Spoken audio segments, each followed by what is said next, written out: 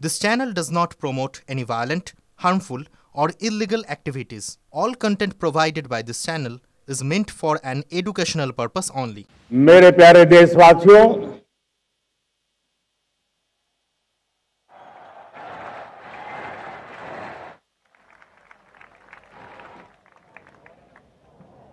आजादी का ये महापर्व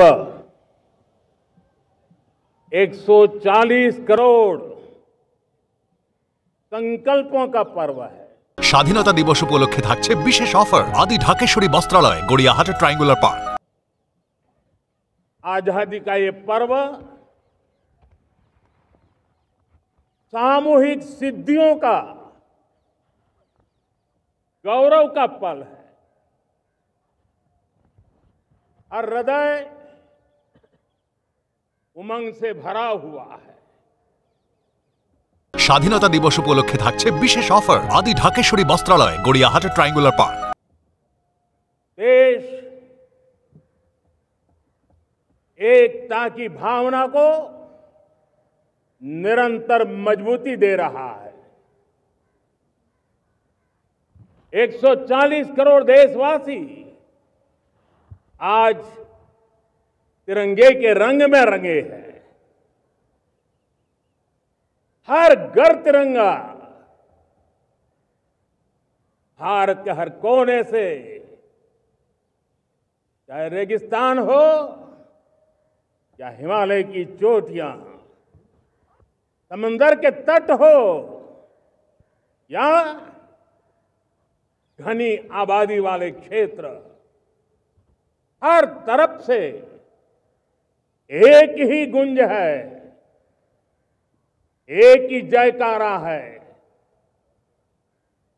हमारी प्राण से भी प्यारी मातृभूमि का जयगान है।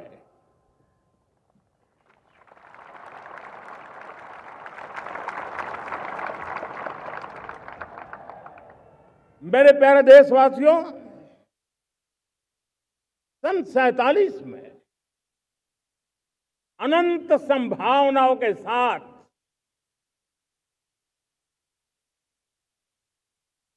कोटि कोटि भुजाओं के सामर्थ्य के साथ हमारा देश आजाद हुआ। देश की आकांक्षाएं उड़ाने भर रही थी, लेकिन चुनौतियां उससे भी कुछ ज्यादा थी। पूज्य बापू के सिद्धांतों पर चलते हुए संविधान सभा के सदस्यों ने एक बहुत ही महत्वपूर्ण दायित्व निभाया। भारत का संविधान गत 75 वर्ष से एक प्रकाश स्तंभ बन करके हमें मार्ग दिखाता रहा है। भारत के संविधान निर्माता अनेक विद महापुरुष डॉक्टर राजेंद्र प्रसाद, बाबा साहब आंबेडकर, पंडित नेहरू, सरदार वल्लभ भाई पटेल, डॉक्टर सर्वपल्ली राधाकृष्णन जी, इतना ही नहीं, हमारी नारी शक्ति का भी योगदान कम नहीं था। हंसा मेहता जी, दाक्षायणी, वेलायुधन जैसी विदुषियों ने भी भारत के संविधान को सशक्त करने में अपनी भूमिका निभाई थी। मैं आज लाल किले की प्राचीर से देश का मार्गदर्शन करने वाले, देश को दिशा देने वाला संविधान के निर्माताओं को आदरपूर्वक नमन करता हूं।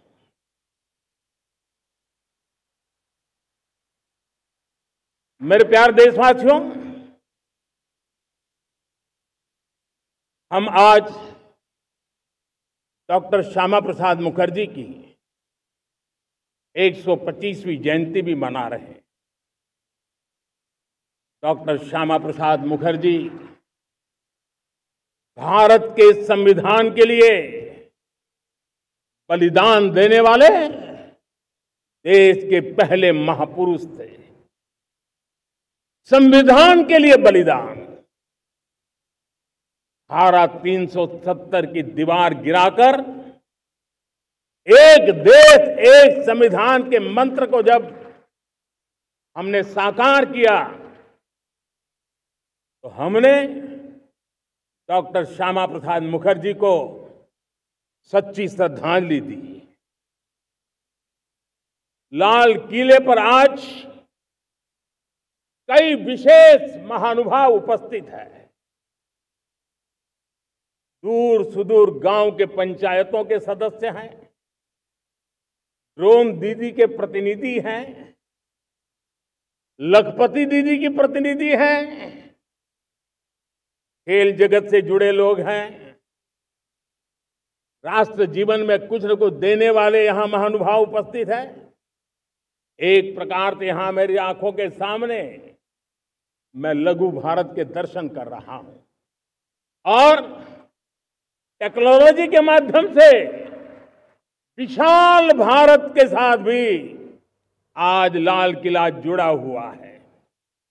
मैं आजादी के इस महापर्व पर देशवासियों का, विश्व भर में फैलाए हुए भारत प्रेमियों का, हमारे मित्रों का हृदय से बहुत बहुत अभिनंदन करता हूं। ऑपरेशन सिंदूर के वीर जाबाजों को सैल्यूट करने का अवसर मिला है।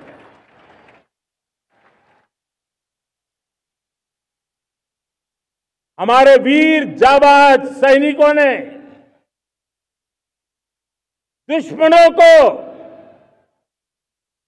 उनकी कल्पना से परे सजा दी है।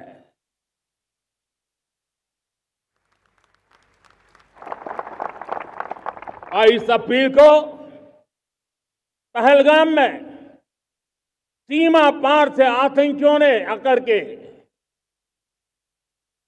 जिस प्रकार का कत्ले आम किया, धर्म पूछ करके लोगों को मारा गया। पत्नी के सामने पति को गोलियां दी, बच्चों के सामने अपने पिता को मौत के घाट उतार दिया गया। पूरा हिंदुस्तान आक्रोश से भरा हुआ था। पूरा विश्व भी इस प्रकार से संहार से चौंक गया था। ऑपरेशन सिंदूर उसी आक्रोश की अभिव्यक्ति है।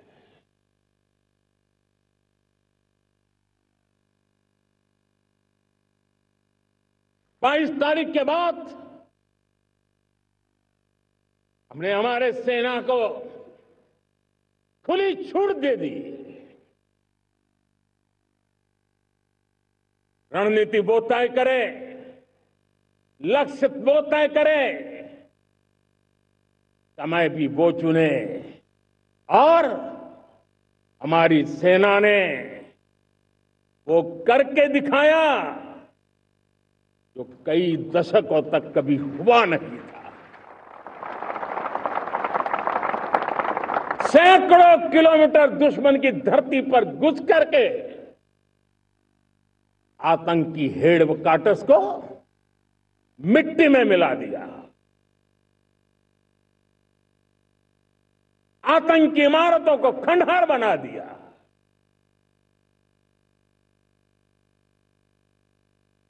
पाकिस्तान की नींद अभी भी उड़ी हुई है।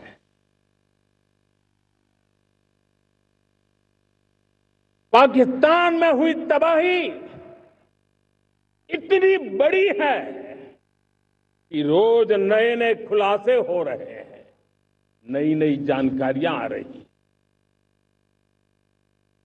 मेरे प्यारे देशवासियों, हमारा देश कई दशकों से आतंक को झेलता आया हुआ है। देश के सीने को छलनी कर दिया गया है। अब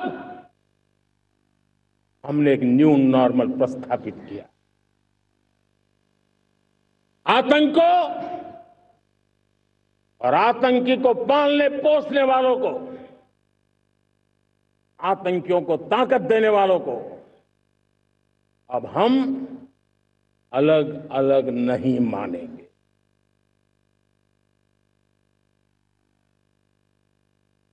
वो मानवता के समान दुश्मन है, उनके बीच कोई फर्क नहीं है। अब भारत ने तय कर लिया है कि न्यूक्लियर की धमकियों को अब हम सहने वाले नहीं हैं। न्यूक्लियर ब्लैकमेल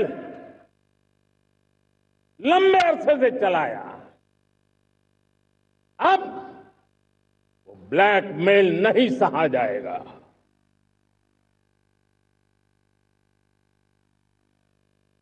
आगे भी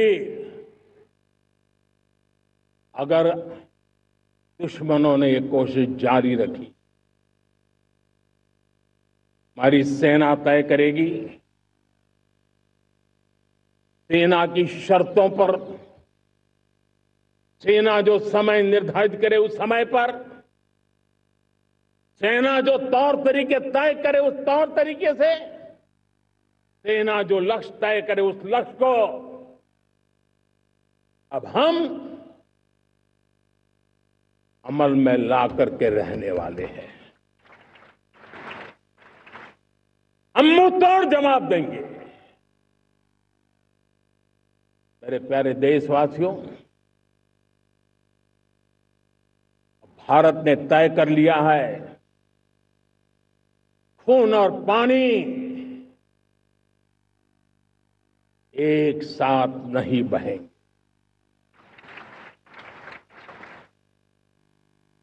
अब देशवासियों को भली भांति पता चला है कि सिंधु का समझौता कितना अन्यायपूर्ण है, कितना एक तरफा है। भारत से निकलती नदियों का पानी दुश्मनों के खेत को सींच रहा है और मेरे देश के किसान, मेरे देश की धरती पानी के बिना प्यासी है।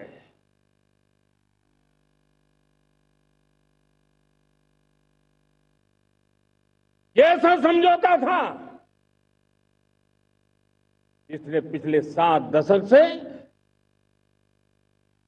मेरे देश के किसानों का अकल्पनीय नुकसान किया है।